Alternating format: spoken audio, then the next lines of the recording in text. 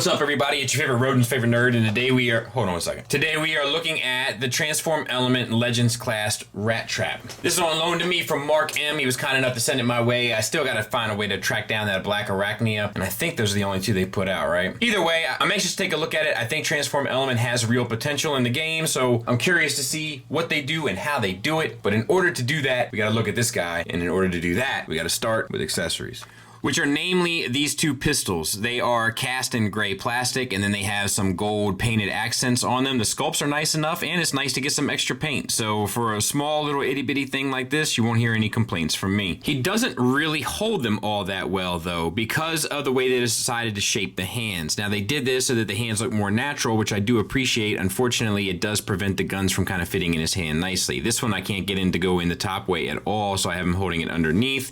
This one doesn't go in all the way, so it's not great. The guns can also be combined to make a longer rifle, but unfortunately suffers the same fate. And let's talk about the figure. So the head is on a ball peg, the back is opened up so you'll get an extreme high, right? And then you'll even get a little bit down, swivel, no confused dog. Oh yeah, a little bit of confused dog. And then we have tons of paint on there. This guy does not lack in the deco department. We have silver for like the brain thing, and then red eyes, silver teeth, and then silver accents on the side of the helmet. So all of that works well. Then we have an actual hinge also where the ball peg is connected to. So using that can get you a further bit down. So no issues. At least I think so. Maybe that's just the head popping off the ball peg. I can't tell. There's a hinge there. It might be too tight. Not entirely sure. All right, let's move on to the shoulders. Ball peg, that gets the shoulder out to 90 degrees. The shoulder itself is on an additional hinge, so you can get it all the way up. You can also get it all the way around, no type of butterfly, which is fine. But then we have a ball peg for the elbow. That'll get you a little bit past 90 degrees up, plus the bicep swivel. Nothing for the wrist. Then we have silver accents throughout all of the gold, which looks nice. Once again, I like the sculpt of the hands. I just don't like how it works with the weapon.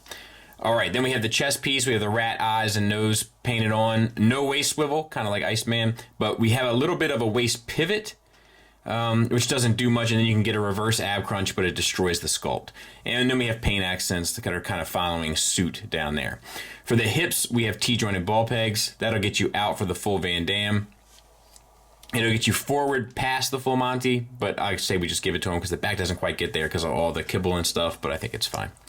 And then we have a thigh swivel. We have more paint. It's like a purple metallic on the side of the thighs there, inside and out. A single hinge for the knee that gets you 90 degrees-ish. Yeah, maybe a little shy, but I say we give it to him. Tons of deco down here in the lower part. I think that it might be fully painted. I think the base might be this gold, and then the silver is added on, and then the red is added on, I believe. We have ankle rockers on a hinge, which is nice. Nicely done. And then we have an ankle tilt up and an ankle tilt down. So really well done in that regard. Silver paint on the feet, and then we have gold and white paint. So really nice deco. There it is from the back. It's pretty much a rat opening up on his back, but other than, I mean, I don't even know. I can't remember what he looked like from the back in the show. I think he was a little cleaner than this, but I could be wrong. Either way, decent enough little Legends figure. Nothing crazy, nothing mind-blowing. There he is with our two kind of standard uses for size comparisons, which is that Stunnicon one and then the Iron Factory Blaster of the old school Iron Factory scale. And there he is next to Iron Factory Tarn. Hope that helps.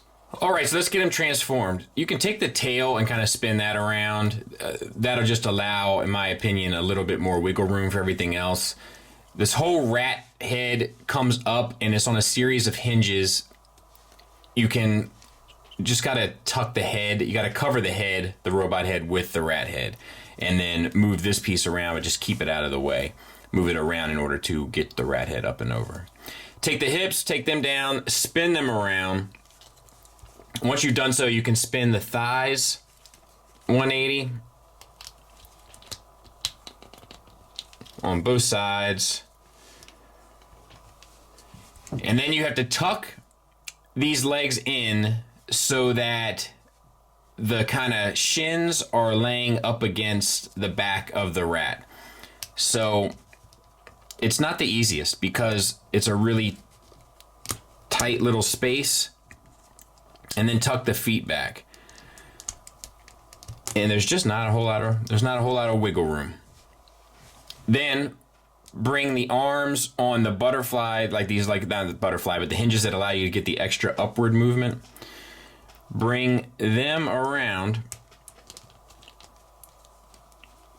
And then rotate them to kind of cover down inside of the rat body.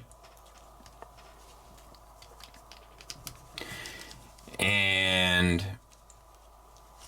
bring your piece down there, bring your little side wings down, and then it's just a matter of kind of getting it cleaned up. And I will do the majority of that off camera, but that's basically it in a nutshell. Then this tail comes down and actually locks in using the back of this tail with that peg there. And then we have the rat mode, and if you play with these arms a bit more, you can probably get it a little tighter here. But I think this is enough. So the sculpt is nice, you know, it definitely, you get the little paws, dog paws, they move front, back, up, down, so to speak. And then we have the black nose, black eyes, and then we have this little blast of airbrush paint there, which does add something. It does look nice.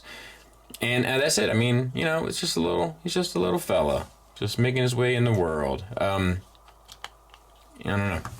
I mean, I guess it's ultimately fine, I think. There it is next to Tiger Tracks. Final thoughts wise, we'll start with the negatives. The robot mode definitely lacks some articulation in the waist department, so that's a bit of a bummer. It also has a ton of kibble that I don't feel like is entirely accurate. And look, to be fair, a couple years ago, I would have said amazing, but the Legends third-party Transformer game has gotten so advanced that it really seems kind of out of touch in comparison to what's going on out there. Like, and perhaps just a lack of experience, because I think this is like their first offering, so it could be that as well. Also, in regards to the engineering, it's not really super impressive and it's kind of clumsy. The instructions show you how to go from rat to robot mode, but the thing comes packaged in robot mode, which is kind of obnoxious. All those sorts of things kind of irritate me as a consumer. I don't know how you guys feel about it. So yeah, that's my negative takes on this. Oh, and I can't forget that the gun doesn't really peg into the hands properly. So that's kind of a bummer as well. Positives though, it's sculpted well. Both rat mode and robot mode are really well sculpted. The articulation in robot mode is pretty good with the exception of the waist, and it's painted beautifully. Tons of paint accents in robot mode, and then you get the little airbrush stuff in rat mode, which does add something to it. I also think it's kind of cool that I've seen people put this with their masterpiece stuff because like the alt mode kind of works. Like there's something cool about that. So that's what kind of puts this thing over the edge for me to give it a recommend, but it is an extremely soft recommend. It's not great, and it's not great by the standards that have kind of been set with companies like New Age, Iron Factory, and even Magic Square regarding what they've done with their Legends class figures. They just outclass this thing. But this is not bad at all. It's just not as good as some of the other companies that are out there, but perhaps that'll come with experience. A pretty solid effort overall. Thanks for listening. Thanks for watching. Until next time, take care.